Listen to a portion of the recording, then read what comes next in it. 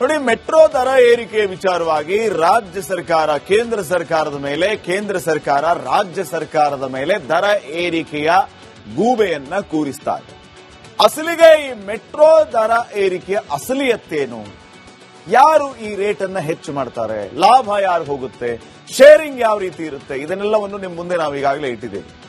ರಾಜ್ಯದ ಜನಸಾಮಾನ್ಯರಿಗೆ ಮೆಟ್ರೋ ದರ ಏರಿಕೆಯ ಬರೆ ಮೇಲಿಂದ ಮೇಲೆ ಬೀಳ್ತಾನೆ ಇರುತ್ತೆ. ರಾಜ್ಯ ಮತ್ತು ಕೇಂದ್ರದ ಸರ್ಕಾರಗಳೇ ಜವಾಬ್ದಾರಿಯನ್ನ ಹೊರಬೇಕು.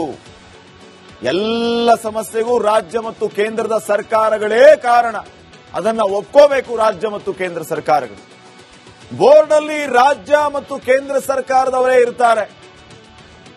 ಈ ಮೆಟ್ರೋ ದರ ಏರಿಕೆ ಮಾಡಬೇಕಾ ಮಾಡಬಾರದಾ ಅನ್ನುವಂತಹ ಸಮಿತಿ ಇರುತ್ತಲ್ಲ, ಆ ಸಮಿತಿಯಲ್ಲಿ ಕೇಂದ್ರ ಸರ್ಕಾರದ ಪ್ರತಿನಿಧಿಯೂ ಇರ್ತಾರೆ, ರಾಜ್ಯ ಸರ್ಕಾರದ ಪ್ರತಿನಿಧಿಯೂ ಇರ್ತಾರೆ. ಮತ್ತೆ ಯಾಕೆ ಇವರು ರಾಜ್ಯ ಸರ್ಕಾರದವರು ಕೇಂದ್ರದ ಮೇಲೆ ಹಾಕೋದು, ಕೇಂದ್ರದವರು ರಾಜ್ಯದ ಮೇಲೆ ಹಾಕೋದು? ಯೋಜನೆ ಯಶಸ್ವಿಯಾದಾಗ ಕ್ರೆಡಿಟ್ ತಗೊಳ್ಳೋದಕ್ಕೆ ಕಿತ್ತಾಡ್ತಾರೆ. ದರ ಏರಿಕೆ ಆದ್ರೂ ಕೂಡ ಜವಾಬ್ದಾರಿಯಿಂದ ಹೌದು ನಾವೇ ಮಾಡಿದ್ದು ಅಂತ ಹೇಳಬೇಕಲ್ವಾ? ಆ ರೀತಿ ವರ್ತಿಸಬೇಕಲ್ವಾ? ಮೆಟ್ರೋ ಯೋಜನೆ ತಡ ಆಗಿರೋದೇ ದರ ಏರಿಕೆಗೆ ಕಾರಣ. ಯೋಜನೆ ತಡ ಆಗಿರೋದಕ್ಕೆ ಸರ್ಕಾರಗಳೇ ನೇರವಾಗಿ ಹೊಣೆಯಾಗುತ್ತೆ. ಯಾವುದೋ ಒಂದು ಲೈನಲ್ಲಿ ಮೆಟ್ರೋ ಕಾಮಗಾರಿ ಆರಂಭ ಆಯಿತು ಅಂತಂದ್ರೆ ಇದು ಎಷ್ಟು ವರ್ಷಕ್ಕೆ ಮುಗಿಯುತ್ತೋ ಏನ್ ಕತೆನೋ, ಬೇಗ ಬೇಗ ಮುಗಿದ್ರೆ ಸಾಕಪ್ಪ ಅನ್ನುವಂತ ಲೆಕ್ಕಾಚಾರ. ಮೆಟ್ರೋ 1ನೇ ಹಂತ ಆರಂಭ ಆದಾಗ 6,500 ಕೋಟಿ ರೂಪಾಯಿ ಅಂತ ಹೇಳಿದ್ರು. ಯೋಜನೆ ಮುಗಿಯೋ ಹಂತದಲ್ಲಿ 14,000 ಕೋಟಿಗೆ ತಗೊಂಡ್ಬಂದ್ರದನ್ನ. ಇನ್ನ ಸೆಕೆಂಡ್ ಫೇಸ್ 2ನೇ ಹಂತದಲ್ಲಿ 26,000 ಕೋಟಿ ಅಂತ ಹೇಳಿದ್ರು. ಆಗಿದ್ದು 40,000 ಕೋಟಿಗೆ ಬಂತದು. ಇದಕ್ಕೆ ಹೊಣೆ ಯಾರು? ಎಲ್ಲಿ ದುಡ್ಡು? ಕೇಂದ್ರದ ಬಿಜೆಪಿ, ರಾಜ್ಯದ ಕಾಂಗ್ರೆಸ್ ಸರ್ಕಾರ ದಿಕ್ಕು ತಪ್ಪಿಸ್ತಾ ಇವೆ. ರಾಜ್ಯದ ಜನರ ಮುಂದೆ ಅಸಲಿಯತ್ತೇನು ಅನ್ನುವಂಥದ್ದನ್ನ ಸ್ಪಷ್ಟವಾಗಿ ಹೇಳಬೇಕು. ನಿಮ್ಮ ರಾಜಕಾರಣವನ್ನ ಮಾಡಿ ಪಕ್ಕಕ್ಕಿಡಿ, ಅಸಲಿಯತ್ತೇನು ಅನ್ನೋದನ್ನ ತಿಳಿಸಿ. 26,000 ಕೋಟಿ ಇದ್ದು 40,000 ಕೋಟಿ ಆಯ್ತು, ಹೆಂಗಾಯ್ತು? 6,000 ಕೋಟಿ ಇದ್ದು 14,000 ಕೋಟಿ ಆಯ್ತು ಫಸ್ಟ್ ಫೇಸ್ ಅಲ್ಲಿ, ಹೆಂಗಾಯ್ತು? ಎಲ್ಲಿಂದ ಬಂದ್ರಿ ದುಡ್ಡು? ಖರ್ಚು ಮಾಡಿದ್ದು ಯಾರು ದುಡ್ಡು? ನೀವು ನಮ್ಮ ತೆರಿಗೆ ದುಡ್ಡು. ಯೋಜನೆಗಳಿಗೆ ದುಡ್ಡು ಕೊಡೋದು ಮತ್ತು ಆ ಯೋಜನೆ ವಿಳಂಬ ಆದಾಗ ಈ ರೀತಿ ನೀವೇ ಮಾಡಿದ ಸಮಿತಿಯಿಂದ ಮೆಟ್ರೋ ದರವನ್ನ ಹೆಚ್ಚು ಮಾಡ್ತೀರಿ. ಅದನ್ನ ಜನರ ಮುಂದೆ ಒಪ್ಕೋಬೇಕು. ಆಮೇಲೆ ಬೆನಿಫಿಟ್ ಶೇರಿಂಗ್ ಯಾವ ರೀತಿ ಇರುತ್ತೆ, ಎಷ್ಟು ಪರ್ಸೆಂಟೇಜು, ರೇಷಿಯೋ ಏನು, ಅದನ್ನು ಹೇಳಿ ಜನರ ಮುಂದೆ ಖುಲ್ಲಂ ಖುಲ್ಲ. ಯಾಕೆ ರಾಜ್ಯ ಸರ್ಕಾರದವರು ಕೇಂದ್ರದ ಮೇಲೆ ಹಾಕೋದು, ಕೇಂದ್ರದವರು ರಾಜ್ಯದ ಮೇಲೆ ಹಾಕೋದು? ನೆಕ್ಸ್ಟ್ ನೋಡಿ, ಮೆಟ್ರೋ ದರ ಏರಿಕೆ ವಿಚಾರವಾಗಿ ರಾಜ್ಯ ಸರ್ಕಾರ ಕೇಂದ್ರ ಸರ್ಕಾರದ ಮೇಲೆ, ಕೇಂದ್ರ ಸರ್ಕಾರ ರಾಜ್ಯ ಸರ್ಕಾರದ ಮೇಲೆ ದರ ಏರಿಕೆಯ ಗೂಬೆಯನ್ನ ಕೂರಿಸ್ತಾ ಇದೆ. ಅಸಲಿಗೆ ಈ ಮೆಟ್ರೋ ದರ ಏರಿಕೆಯ ಅಸಲಿಯತ್ತೇನು? ಯಾರು ಈ ರೇಟ್ ಅನ್ನ ಹೆಚ್ಚು ಮಾಡ್ತಾರೆ? ಲಾಭ ಯಾರು ಹೋಗುತ್ತೆ? ಶೇರಿಂಗ್ ಯಾವ ರೀತಿ ಇರುತ್ತೆ? ಇದನ್ನೆಲ್ಲವನ್ನು ನಿಮ್ಮ ಮುಂದೆ ನಾವು ಈಗಾಗಲೇ ಇಟ್ಟಿದ್ದೇವೆ. ರಾಜ್ಯದ ಜನಸಾಮಾನ್ಯರಿಗೆ ಮೆಟ್ರೋ ದರ ಏರಿಕೆಯ ಬರೆ ಮೇಲಿಂದ ಮೇಲೆ ಬೀಳ್ತಾನೆ ಇರುತ್ತೆ. ರಾಜ್ಯ ಮತ್ತು ಕೇಂದ್ರದ ಸರ್ಕಾರಗಳೇ ಜವಾಬ್ದಾರಿಯನ್ನ ಹೊರಬೇಕು. ಎಲ್ಲ ಸಮಸ್ಯೆಗೂ ರಾಜ್ಯ ಮತ್ತು ಕೇಂದ್ರದ ಸರ್ಕಾರಗಳೇ ಕಾರಣ. ಅದನ್ನ ಒಪ್ಕೋಬೇಕು ರಾಜ್ಯ ಮತ್ತು ಕೇಂದ್ರ ಸರ್ಕಾರಗಳು. ಬೋರ್ಡ್ ಅಲ್ಲಿ ರಾಜ್ಯ ಮತ್ತು ಕೇಂದ್ರ ಸರ್ಕಾರದವರೇ ಇರ್ತಾರೆ. ಈ ಮೆಟ್ರೋ ದರ ಏರಿಕೆ ಮಾಡಬೇಕಾ ಮಾಡಬಾರದಾ ಅನ್ನುವಂತಹ ಸಮಿತಿ ಇರುತ್ತಲ್ಲ, ಆ ಸಮಿತಿಯಲ್ಲಿ ಕೇಂದ್ರ ಸರ್ಕಾರದ ಪ್ರತಿನಿಧಿಯೂ ಇರ್ತಾರೆ, ರಾಜ್ಯ ಸರ್ಕಾರದ ಪ್ರತಿನಿಧಿಯೂ ಇರ್ತಾರೆ. ಮತ್ತೆ ಯಾಕೆ ಇವರು ರಾಜ್ಯ ಸರ್ಕಾರದವರು ಕೇಂದ್ರದ ಮೇಲೆ ಹಾಕೋದು, ಕೇಂದ್ರದವರು ರಾಜ್ಯದ ಮೇಲೆ ಹಾಕೋದು? ಯೋಜನೆ ಯಶಸ್ವಿಯಾದಾಗ ಕ್ರೆಡಿಟ್ ತಗೊಳ್ಳೋದಕ್ಕೆ ಕಿತ್ತಾಡ್ತಾರೆ. ದರ ಏರಿಕೆ ಆದ್ರೂ ಕೂಡ ಜವಾಬ್ದಾರಿಯಿಂದ ಹೌದು ನಾವೇ ಮಾಡಿದ್ದು ಅಂತ ಹೇಳಬೇಕಲ್ವಾ? ಆ ರೀತಿ ವರ್ತಿಸಬೇಕಲ್ವಾ? ಮೆಟ್ರೋ ಯೋಜನೆ ತಡ ಆಗಿರೋದೇ ದರ ಏರಿಕೆಗೆ ಕಾರಣ. ಯೋಜನೆ ತಡ ಆಗಿರೋದಕ್ಕೆ ಸರ್ಕಾರಗಳೇ ನೇರವಾಗಿ ಹೊಣೆಯಾಗುತ್ತೆ. ಯಾವುದೋ ಒಂದು ಲೈನಲ್ಲಿ ಮೆಟ್ರೋ ಕಾಮಗಾರಿ ಆರಂಭ ಆಯಿತು ಅಂತಂದ್ರೆ ಇದು ಎಷ್ಟು ವರ್ಷಕ್ಕೆ ಮುಗಿಯುತ್ತೋ ಏನ್ ಕತೆನೋ, ಬೇಗ ಬೇಗ ಮುಗಿದ್ರೆ ಸಾಕಪ್ಪ ಅನ್ನುವಂತ ಲೆಕ್ಕಾಚಾರ. ಮೆಟ್ರೋ 1ನೇ ಹಂತ ಆರಂಭ ಆದಾಗ 6,500 ಕೋಟಿ ರೂಪಾಯಿ ಅಂತ ಹೇಳಿದ್ರು. ಯೋಜನೆ ಮುಗಿಯೋ ಹಂತದಲ್ಲಿ 14,000 ಕೋಟಿಗೆ ತಗೊಂಡ್ಬಂದ್ರದನ್ನ. ಇನ್ನ ಸೆಕೆಂಡ್ ಫೇಸ್ 2ನೇ ಹಂತದಲ್ಲಿ 26,000 ಕೋಟಿ ಅಂತ ಹೇಳಿದ್ರು. ಆಗಿದ್ದು 40,000 ಕೋಟಿಗೆ ಬಂತದು. ಇದಕ್ಕೆ ಹೊಣೆ ಯಾರು? ಎಲ್ಲಿ ದುಡ್ಡು? ಕೇಂದ್ರದ ಬಿಜೆಪಿ, ರಾಜ್ಯದ ಕಾಂಗ್ರೆಸ್ ಸರ್ಕಾರ ದಿಕ್ಕು ತಪ್ಪಿಸ್ತಾ ಇವೆ.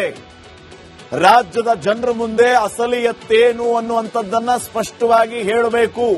ನಿಮ್ಮ ರಾಜಕಾರಣವನ್ನ ಮಾಡಿ ಪಕ್ಕಕ್ಕಿಡಿ, ಅಸಲಿಯತ್ತೇನು ಅನ್ನೋದನ್ನ ತಿಳಿಸಿ. 26,000 ಕೋಟಿ ಇದ್ದುದು 40,000 ಕೋಟಿ ಆಯ್ತು, ಹೆಂಗಾಯ್ತು? 6,000 ಕೋಟಿ ಇದ್ದುದು 14,000 ಕೋಟಿ ಆಯ್ತು ಫಸ್ಟ್ ಫೇಸ್ ಅಲ್ಲಿ, ಹೆಂಗಾಯ್ತು? ಎಲ್ಲಿಂದ ಬಂದ್ರಿ ದುಡ್ಡು? ಖರ್ಚು ಮಾಡಿದ್ದು ಯಾರು ದುಡ್ಡು? ನೀವು ನಮ್ಮ ತೆರಿಗೆ ದುಡ್ಡು. ಯೋಜನೆಗಳಿಗೆ ದುಡ್ಡು ಕೊಡೋದು ಮತ್ತು ಆ ಯೋಜನೆ ವಿಳಂಬ ಆದಾಗ ಈ ರೀತಿ ನೀವೇ ಮಾಡಿದ ಸಮಿತಿಯಿಂದ ಮೆಟ್ರೋ ದರವನ್ನ ಹೆಚ್ಚು ಮಾಡ್ತೀರಿ. ಅದನ್ನ ಜನರ ಮುಂದೆ ಒಪ್ಕೋಬೇಕು. ಆಮೇಲೆ ಬೆನಿಫಿಟ್ ಶೇರಿಂಗ್ ಯಾವ ರೀತಿ ಇರುತ್ತೆ, ಎಷ್ಟು ಪರ್ಸೆಂಟೇಜು, ರೇಷಿಯೋ ಏನು, ಅದನ್ನು ಹೇಳಿ ಜನರ ಮುಂದೆ ಕುಲ್ಲಂಕುಲ್ಲ. ಯಾಕೆ ರಾಜ್ಯ ಸರ್ಕಾರದವರು ಕೇಂದ್ರದ ಮೇಲೆ ಹಾಕೋದು, ಕೇಂದ್ರದವರು ರಾಜ್ಯದ ಮೇಲೆ ಹಾಕೋದು? ನೆಕ್ಸ್ಟ್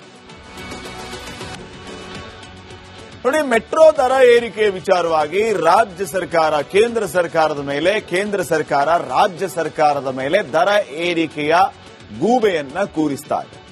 ಅಸಲಿಗೆ ಈ ಮೆಟ್ರೋ ದರ ಏರಿಕೆಯ ಅಸಲಿಯತ್ತೇನು? ಯಾರು ಈ ರೇಟ್ ಅನ್ನ ಹೆಚ್ಚು ಮಾಡ್ತಾರೆ? ಲಾಭ ಯಾರು ಹೋಗುತ್ತೆ? ಶೇರಿಂಗ್ ಯಾವ ರೀತಿ ಇರುತ್ತೆ? ಇದನ್ನೆಲ್ಲವನ್ನು ನಿಮ್ಮ ಮುಂದೆ ನಾವು ಈಗಾಗಲೇ ಇಟ್ಟಿದ್ದೀವಿ. ರಾಜ್ಯದ ಜನಸಾಮಾನ್ಯರಿಗೆ ಮೆಟ್ರೋ ದರ ಏರಿಕೆಯ ಬರೆ ಮೇಲಿಂದ ಮೇಲೆ ಬೀಳ್ತಾನೆ ಇರುತ್ತೆ. ರಾಜ್ಯ ಮತ್ತು ಕೇಂದ್ರದ ಸರ್ಕಾರಗಳೇ ಜವಾಬ್ದಾರಿಯನ್ನ ಹೊರಬೇಕು.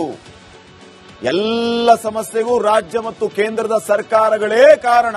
ಅದನ್ನ ಒಪ್ಕೋಬೇಕು ರಾಜ್ಯ ಮತ್ತು ಕೇಂದ್ರ ಸರ್ಕಾರಗಳು. ಬೋರ್ಡ್ ಅಲ್ಲಿ ರಾಜ್ಯ ಮತ್ತು ಕೇಂದ್ರ ಸರ್ಕಾರದವರೇ ಇರ್ತಾರೆ. ಈ ಮೆಟ್ರೋ ದರ ಏರಿಕೆ ಮಾಡಬೇಕಾ ಮಾಡಬಾರ್ದಾ ಅನ್ನುವಂತಹ ಸಮಿತಿ ಇರುತ್ತಲ್ಲ, ಆ ಸಮಿತಿಯಲ್ಲಿ ಕೇಂದ್ರ ಸರ್ಕಾರದ ಪ್ರತಿನಿಧಿಯೂ ಇರ್ತಾರೆ, ರಾಜ್ಯ ಸರ್ಕಾರದ ಪ್ರತಿನಿಧಿಯೂ ಇರ್ತಾರೆ.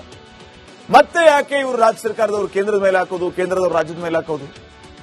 ಯೋಜನೆ ಯಶಸ್ವಿಯಾದಾಗ ಕ್ರೆಡಿಟ್ ತಗೊಳ್ಳೋದಕ್ಕೆ ಕಿತ್ತಾಡ್ತಾರೆ. ದರ ಏರಿಕೆ ಆದ್ರೂ ಕೂಡ ಜವಾಬ್ದಾರಿಯಿಂದ ಹೌದು ನಾವೇ ಮಾಡಿದ್ದು ಅಂತ ಹೇಳಬೇಕಲ್ವಾ? ಆ ರೀತಿ ವರ್ತಿಸಬೇಕಲ್ವಾ? ಮೆಟ್ರೋ ಯೋಜನೆ ತಡ ಆಗಿರೋದೇ ದರ ಏರಿಕೆಗೆ ಕಾರಣ. ಯೋಜನೆ ತಡ ಆಗಿರೋದಕ್ಕೆ ಸರ್ಕಾರಗಳೇ ನೇರವಾಗಿ ಹೊಣೆಯಾಗುತ್ತೆ. ಯಾವುದೋ ಒಂದು ಲೈನಲ್ಲಿ ಮೆಟ್ರೋ ಕಾಮಗಾರಿ ಆರಂಭ ಆಯ್ತು ಅಂತಂದ್ರೆ ಇದು ಎಷ್ಟು ವರ್ಷಕ್ಕೆ ಮುಗಿಯುತ್ತೋ ಏನ್ ಕಥೆನೋ, ಬೇಗ ಬೇಗ ಮುಗಿದ್ರೆ ಸಾಕಪ್ಪ ಅನ್ನುವಂತ ಲೆಕ್ಕಾಚಾರ.